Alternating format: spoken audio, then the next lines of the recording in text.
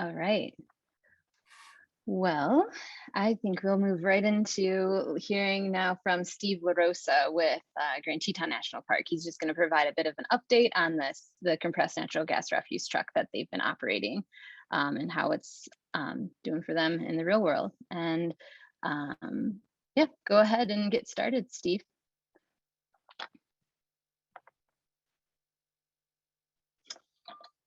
There we go. Can everybody hear me now? Mhm. Hey, so thanks for having me. We have the first CNG refuge truck in the Park Service. It's really been great. Fuel range is up by 30% as from what we anticipated it to be. So that allows us to not have to go to town just to get fuel, but conserve it. And if we don't pick up a lot of trash, we can save it back. That also goes into the engine service cost is half of what it was before, because servicing a CNG instead of 10,000 miles, we're up to 20,000 miles for a service. The performance has been great. We're working through some issues with getting the front end a little bit heavier because the tanks are mounted on the back. We're limited with our tanks on the back because the shop size won't tolerate anything that's larger than 14 feet. Normally in the cities, they put the CNG tanks on the top, which allows to have the weight over the axles. But because where we're at, it's on the tailgate in the back. It hasn't affected the performance. It's just something we're going to have to work through with a bodybuilder. But other than that, it's been great. It hasn't had a hard time starting. I would recommend it for anyone that has to go to town. If you're going by Lower Valley, the performance has been good, and it's very reliable with everything else that goes up because there's no emissions to it per se, so you don't have any of the circle of death as we refer to it in the world of emissions with the tier 4 stuff of regen and death going in there. So that's about it. It's going well, and we're planning on applying for our second refuge truck as soon as the first one clears the rest of the hurdles.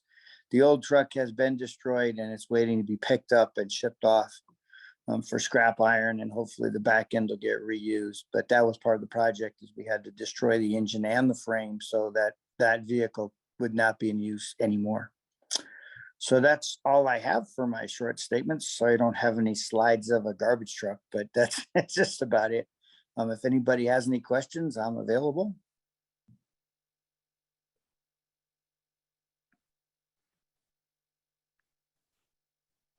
Thanks, Steve. It's great to hear it's working out well for you. I have a question. After it was you just destroyed the frame and the engine, are you able to sell it for scrap, or what has to happen to the vehicle after that?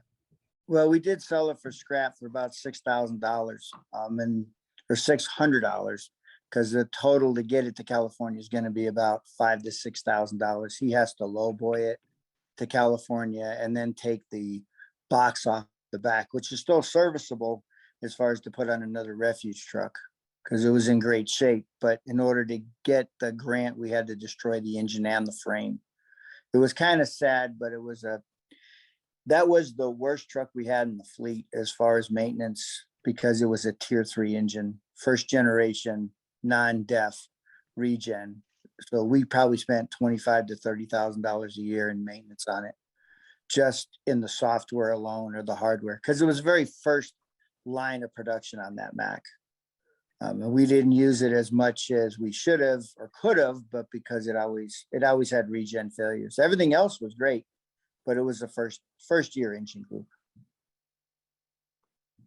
Hi, Steve. This is Basil Barner from Idaho Falls. Do you have anything on the Grand Teton website that shows the vehicle and could be used to explain to some city officials or so on, how you're using it, what it looks like? No, I don't. I'll get with Margaret Wilson, and then I'll get with Alicia, and we'll see if we can get something on there. I was a technical person that wrote up the grant of what we needed and to push it through and the justification. Margaret did the rest of it, but I'll get with public affairs and see if they can put something out. It is great if you have a CNG in town. we're paying $1.80 a gallon for CNG. And our range is 10 to 11 miles to a gallon. And before we were at 7 to 8 miles to a gallon. Then the biggest cost decrease is there's no exhaust. You have a catalytic converter and a pipe, and that's it. There is no DEF fluid, there's no regen, there's no software that has to talk to the engine about when to regen or degrade. So the reliability is far ahead of what we had before. It's all good info. Sounds like you're pretty positive about it. And be good to get the word out. So I look forward to seeing something.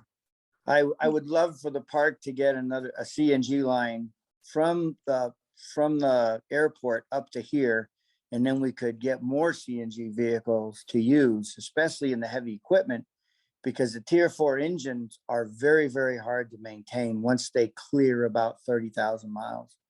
Everything starts to wear out in the constant regen process. And, we do a lot of heavy work, but not all the time. I do think there's some information about the program in a press release that's still on the Grand Teton National Park's website. If you go to their, I think there's a tab for press releases, but I guess it doesn't have its own spot on their website. I don't know, or maybe there is a location for some of your sustainability work, but yeah, that would be nice to be able to share. Yeah, I'll ask Margaret when I see her. Yeah, that sounds good. Are there any other questions for Steve with the CNG refuse truck?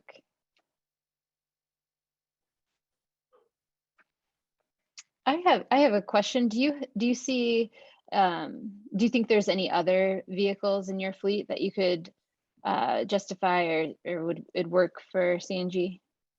So we are currently gathering data to do the second refuse truck in the same thing.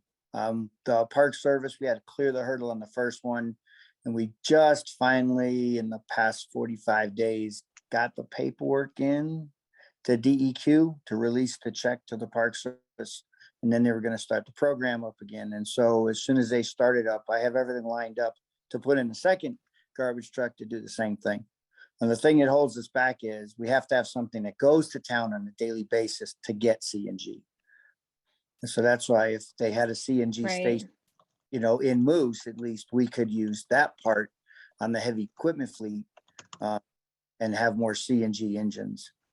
Because they are making, it's a Cummins brand heavy truck engine that's running on CNG. Mm-hmm. Okay. Well, I hope that you can find another good use case. Yes, I'm hoping within a year to have the second one in the process. Great. And then the recycle truck that we have that runs the containers back and forth to town. That's a candidate we could rehab that truck into a CNG. But that's like 3 or 4 years down the road, depending on funding. Mm-hmm. But it's a good candidate for it. We just have to one at a time. Mm-hmm. Yeah. Well, now there might be some other funding sources from the federal government as opposed to just the state government too, to help you with that. And we're still, they're still looking, and I have the ideas in my head. If they can just come up with the funding for it, that would be great. Mm-hmm. Well, thank you so much, Steve. We appreciate the update with that being the first one deployed in our region. It's exciting and nice to hear a good update. You're more than welcome. Thank you very much for having me. Mm-hmm.